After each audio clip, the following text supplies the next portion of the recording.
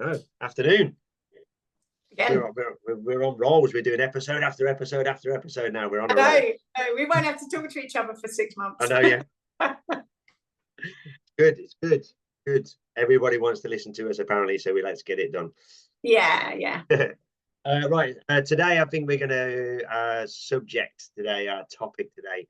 And I know our topics are very loose. Sometimes we go off topic and come back a little bit later on, but we're going to try and keep to this because this one is criteria over clear rounds. Mm-hmm. We're going to try hard and stick to our criteria. You might have to train me in the ring.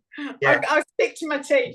So we think it's a good subject, especially coming from a trainer's point of view, an agility trainer's point of view.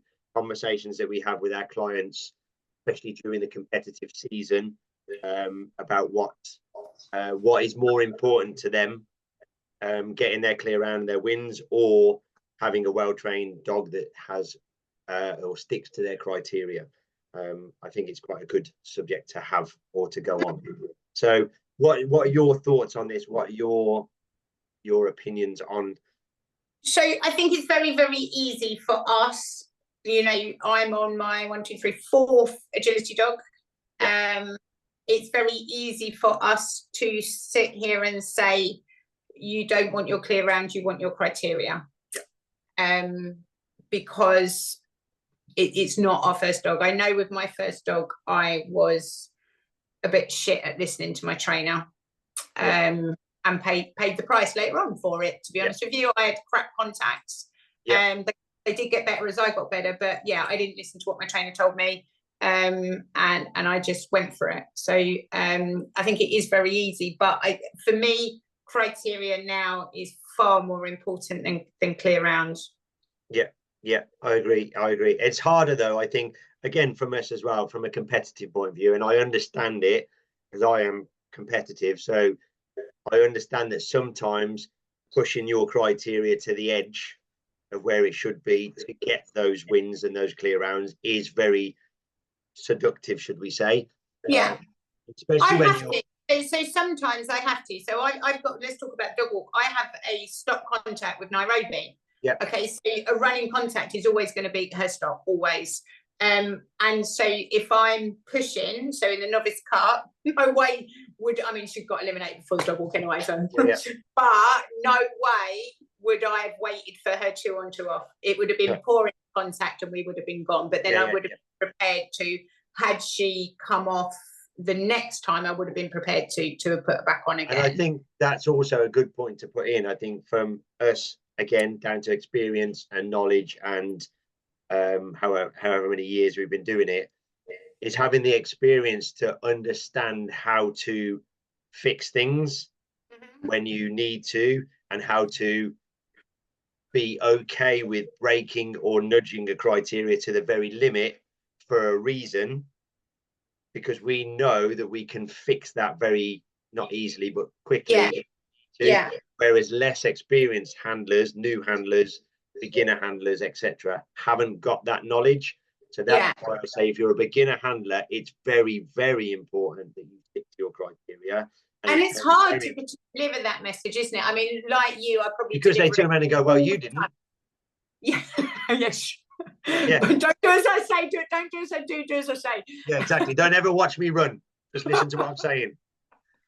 No, but the other thing is, leading on from our last episode, so I think particularly in the first year, it is so important to stick to criteria from a dog's perspective. So if suddenly you're lowering your expectations in the ring, or things aren't quite right, then it could actually cause appeasement behavior in the dog, and the dog sod off out the ring because it's confused and doesn't understand what's happening.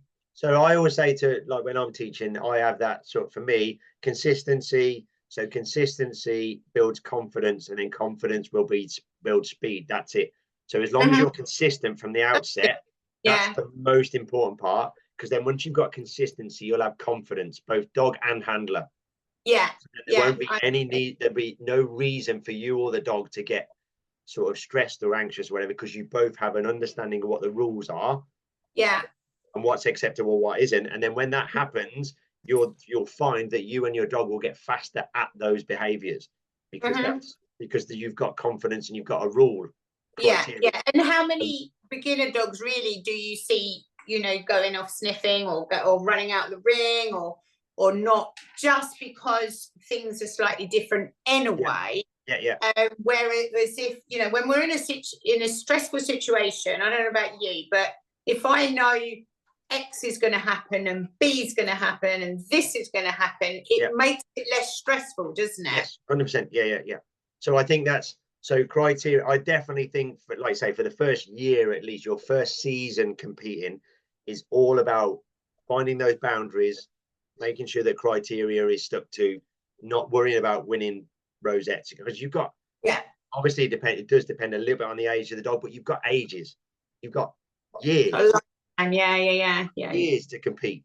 So trying to get into, you know, and I get it, we get seduced a lot by rosettes and trophies and finals and, you know, qualifiers and all that sort of stuff, and I get people want to get into them, but I think you'll have a much better time at those finals, at those levels, if you have, the dog has an understanding of what you're asking. You've just given me a really good idea, actually. I've just written a note down there. I'm going to start, because people want rosettes, don't they? And I'm like, why don't I give a rosette when somebody goes off to their first competition and insists on criteria and gets eliminated? I need to be giving that person a rosette. Like, Do you know what I mean? I just thought of that. Like, why have I never done that in all these years? But I think that's the rules. But then I do, like, some people, it's hard to get over from I know a lot of people are competitive and they want to win. And I think we all are. I think anyone that says they're not competitive in agility is probably lying. Yeah, because I say that, and you get so many people who turn around and go, "Oh, I don't really care, I'm only in it for fun," and all this sort of stuff. And when they get 5 faults or eliminated, and they come out and they're having a bit of a tantrum, and you go, "Hang on a minute, you said you weren't bothered." Did you have fun being eliminated? So I think if you enter the world of agility and you pay money to compete for a rosette, then you're competitive. Yeah, of course. And actually, most of us drive over an hour to be there, but that's hard again, isn't it? You know, somebody's driven over an hour, and you say to them, well, you need to throw that run. If your dog breaks his start line white, you need to put it, which I'm going to come to in a minute, actually. Then you need to throw that run. You know, or if you've got your 5 faults, you know, who wants fucking 5 faults? You might as well get an elimination and get it right. Exactly. And if someone's like driven for and they're only doing like one show every 4 or 5 months, I know I had that mentality. Like, I'm getting my money's worth. I'm getting my money's worth. I've been here. I'm going to spend all the time in the ring. I'm getting my money's worth. I'm going to run around and whatever. I do get it, but I also, it's hard to get across to people. But if you have the mentality that your first season is training, it's just training, not competing, training. But then that leads me to kind of question. So Kennel Club rules, I believe, unless they change, and I'm not a good rule reader, is that you shouldn't train in the ring. Okay, the rule is don't train in the ring. I don't think that is a rule, and I've only recently just done my judges exam, so I will double check on this. But I don't think the rule is that you're not allowed to train in the ring. What you're not allowed to do is, I believe it's worded that you're not allowed to train. It basically, you're not allowed to train the course. So what they're saying is that you're not allowed to practice, but you're right. So it's practice, not train, if that makes sense. So is it down to the judge's discretion as to whether they allow you to? I believe, I'll double check again the rules, but I believe it's worded a little bit more like that you're not allowed to practice the course. You're not allowed to practice. So if I'm talking about rules, not judge's discretion. If your dog comes off their dog walk contact or misses their dog walk contact, does the rule say? See, I thought you could repeat and then sod off. You can repeat. You can put it back on. There's no rules. You just get eliminated. Yeah, I know you get eliminated, but again, thinking about it from our judges' point of view, the only thing you can't do really is reward. Yeah. I realise that. So, if I see, for me, it's quite easy. I've got to stop contact. So I just I quit and she doesn't do it very often, but if she does release when I'm not ready for her to release or something, I can just say to the judge, can I pop her back on? Yeah, no problem. A lot of judges previously, like going back a few years, would have said yes, then leave the ring. Yes. Which I think is absolutely fine. Yeah, if that's what they, they're in control of the ring at the time, that's up to them. They can do whatever they want. So my Kippy's got running dog walk. Yeah. If he misses his contact, we generally just chuck him over a jump and leave the ring. I don't repeat it. Yeah. Because generally, I don't know. You've got more running contacts than me, but generally, if they've missed it once, they'll miss it the second time. So people with running contact, would you put your dog back over to the sequence? It depends on the dog for me. So with Riggs, because he's relatively sensitive about how things are done, training wise, etc., putting him back over the dog walk would be, what's the point in that? Because he will just walk. He will walk over it the second time. Yeah. He will like, I'm not doing that again.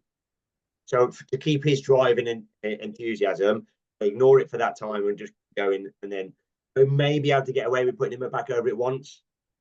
Maybe, but if I try to repeat it leading up to it, or would you just I try and do a jump or two beforehand, right? And build the sequence up. And then would you leave the thing, or do you carry on? So for me, this is where I always give people advice when I'm training people, and I always say it has to be the judge's decision about what happens next. People are quite nervous about the judges, but if it's stop contact, running contact's a little bit different. That's what I mean. Stop contact. I haven't got time to ask the judge if it's okay to put my dog back on, because by that time my dog has forgotten what we've just done. So the correct can have to happen instantly. So if your dog comes off, I go, "Oi, get back on," and then I'll turn around to the judge and say, "Is it okay for me to carry on?" Yeah. I wouldn't say, "Is it okay for me to put him back on," and then put him back on, because I think the time. Yeah, actually, I'd probably do the same thing. Thinking about it, it's more spontaneous. Yeah. Whereas with a running contact, it's a little bit different because you've got to go all the way back. But as I'm going all the way back, I would say to the judge, "I'll just do this contact and then I'll leave if that's okay." So you're assuming that the dog's all right with that, that the judge is all right with that? Yes. And then if the judge turns around and says, "I'd rather you not," or "Yes, you can, but then you have to leave," I'll be like, "I'm okay with that. That's fine." Yeah. Or if they turn around and go, "That's fine, carry on." Yeah. And then I can carry on. No, and I guess it kind of, maybe from a judge's perspective, I don't know, that it depends on what grade you're judging. I would think that on chat days, like judging grade 6 or 7, grade 7, you're probably expecting it. Yeah, but I think you've also got to be consistent with that. So if you're allowing a grade 7 handler to redo its dog walk 3 or 4 times, then you should be allowing a grade 1 to do the same. And then we come on to like time slot. We should be in like a minute in the ring. And this is what annoys me, is when someone repeats and repeats and repeats, to just get off out the ring. Well, that's down to the judge. Again, I have the same thing with when I'm teaching people. I say the only person that can tell you to leave the ring other than yourself is the judge. So you carry on until either you feel that it's a waste of time and nothing's going to change, or the judge comes over and goes, "I think you've had enough." Well, dinner time. So, and I always say to everybody, I give everybody a criteria of 2 things. So if your dog misses the dog walk, for instance, you go back and try it again. If they miss it on the second time, they're not going to get it, leave. Yeah, I agree. Yeah. Same as the weaves. If they don't get it on the second attempt, they're not interested. I usually say 3. So I think weaves are quite hard for dogs to pick up in the ring for the first time. I really do, genuinely, especially if you've got a new handler that's not used to seeing lines and that sort of thing. I recently had a grade 1 dog that was really struggling in the ring, but I've had a conversation. Sorry, my brain's going all over the place here. But I said, go. So it would, if she put it back in front of the weaves, it would be fine. It was speed and decel and trying to find that entry that it was struggling with. And I said to her, like, go back to the jump before and do that again. And then if it doesn't happen, then leave the ring, because there's just no trying. And I know with that dog, we did a lot of work on entries in different venues and that sort of thing, and it paid dividends. But what was I going to say? I can't remember. So we were talking about, obviously, how many times would you repeat? Basically, how many times? So I said that I would go 2 times.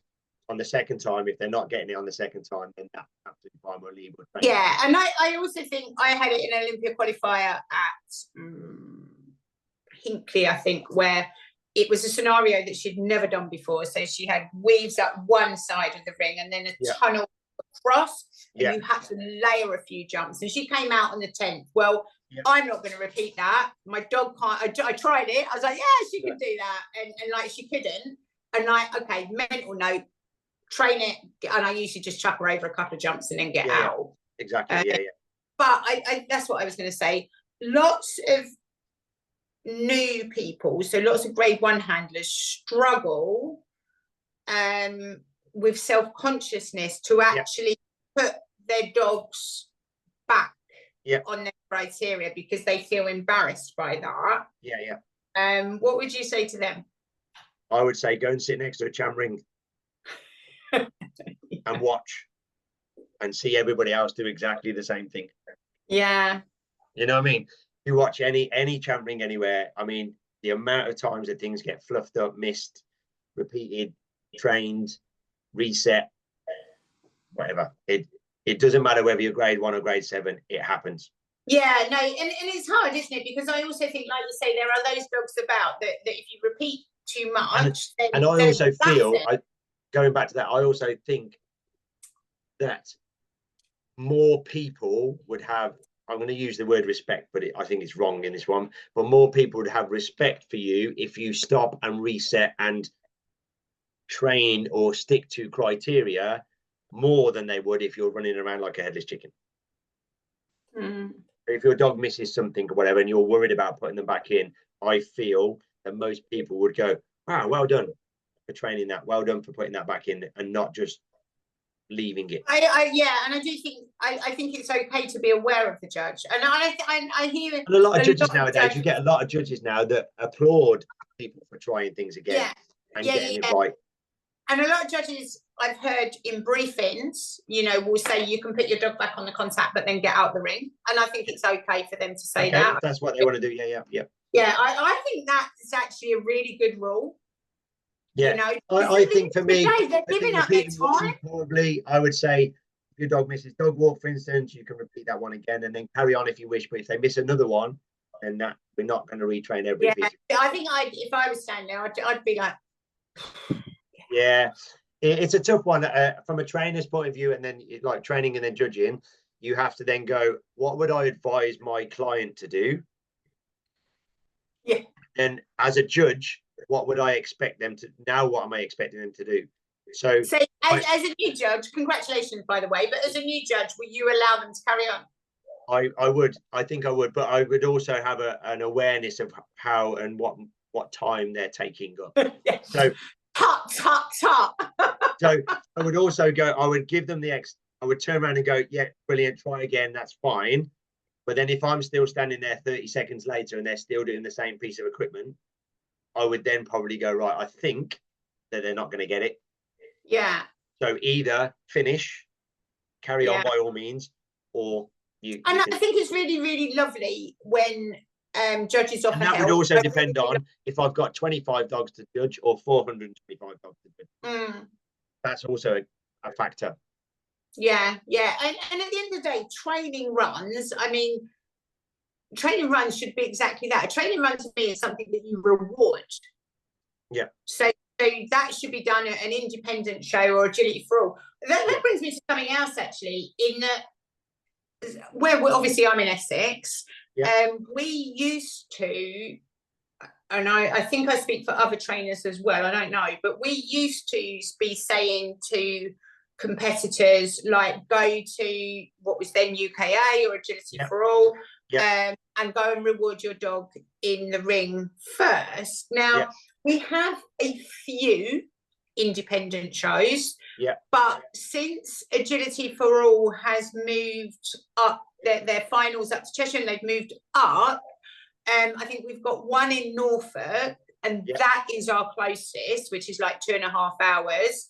And I think they only run like, I think we've got two actually. I think they run maybe once or twice a year.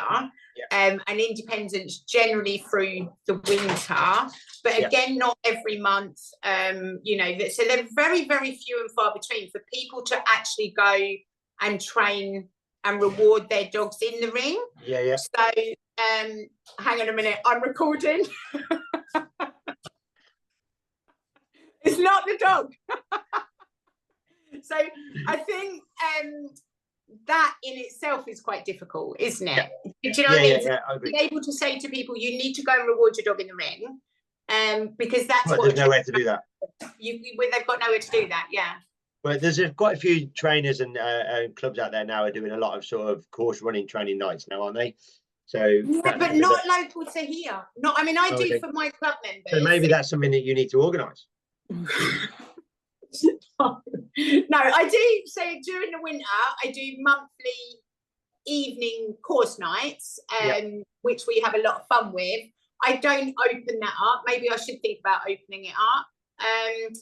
But yeah, I think training runs should be just exactly that. I know you have to take, but under Kennel Club rules, I think we all want criteria. Well, most of us want criteria over clear round.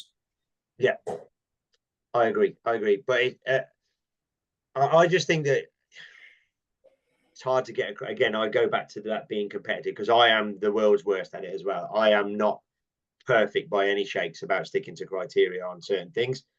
But I also, again, going back to the beginning, I feel that we have enough experience to be able to rectify that on Monday when we get back. Or know that actually I probably shouldn't have done that. Yes, whereas some people don't recognise that they've missed that or haven't hit that. No, or don't accept it. Yeah, you know. So I guess what we're saying, and I think it's really hard as well to. Sorry, I've got a lampshade on my head. That's right. For us as trainers to rectify competition problems. Yes, I agree. So when you get people coming to you, let's say we'll stick with stop contacts because that's the one that is easier to explain or easier to do. So if you have somebody with a dog walk contact, for instance, that I always turn around to them and say, you've got a Saturday contact and you've got a Monday contact. That's the problem. So that's the problem your dog now has, because your dog doesn't understand what day it is. But then your dog then will either creep and slow down before, or I'm getting off this because every time I do it, I get a different response. On Saturday, I was allowed to put my paw in, and then we ran off, and it was all great fun. And on Monday, I put my paw in, and now you're shouting at me, telling me to get back on because that's And then you do get appeasement behaviours, don't you? So you have to have your criteria has to be the same regardless of what day it is. Yeah, I agree, and I think that's probably the message that we're trying to deliver is that you should stick to criteria. Yes, and it's absolutely okay to say. And then the more experienced you get, and the more knowledge you gain, and the more experienced and confident your dog gets, yes, there's more that you can get away with in certain environments or certain courses or certain runs. But as a general rule, we want to make sure that we can stick to our criteria. So I'm going to say for you, for instance, for me anyway, if I'm running a champ final and it's dog walk jump finish, and my dog's clear round for that point, he puts a paw in the dog walk, we're finishing. You know what I mean? But if that's my general 6-7 agility on a Saturday morning at whatever show, Fab show, for instance, I'd be like, oi, let's try that again. But then we have, again, going back, that we have that knowledge and experience.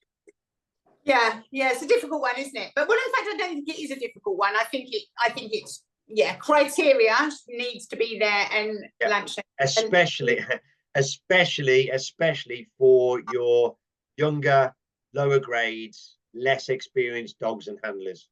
It was really funny. I got a really lovely client, and she said, all I want is a clear round. And she let her dog run through the contact, right? Yeah. And she got a clear round and she won her class. So I said, right, now that you've got your clear round, now next time that dog's in the ring, stick it back on the thing. Yeah. And of course, the next time she was in the ring was in the final.